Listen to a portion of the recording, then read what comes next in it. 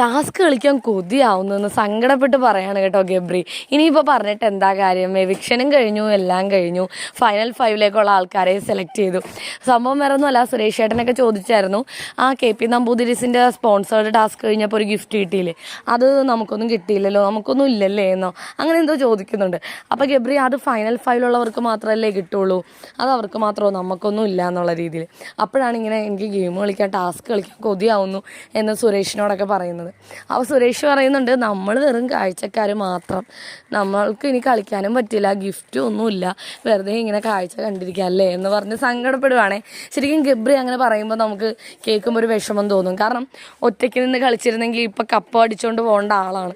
Final 5ൽ എത്തുക എന്ന് മാത്രമല്ല, കപ്പ് ഉറപ്പായിട്ടും അടിക്കാനുള്ള കഴിവുള്ള ആളാണ്. കാരണം അവിടെ എന്തൊക്കെ സംഭവിച്ചാലും കരയാതെ പിടിച്ച് നിന്നിട്ടുള്ള ഒരാൾ ഗബ്രിയാണ്. ഭയങ്കര ഇമോഷണൽ സ്ട്രെങ്ത് ഉള്ള ഒരാളാണ് ഗബ്രി.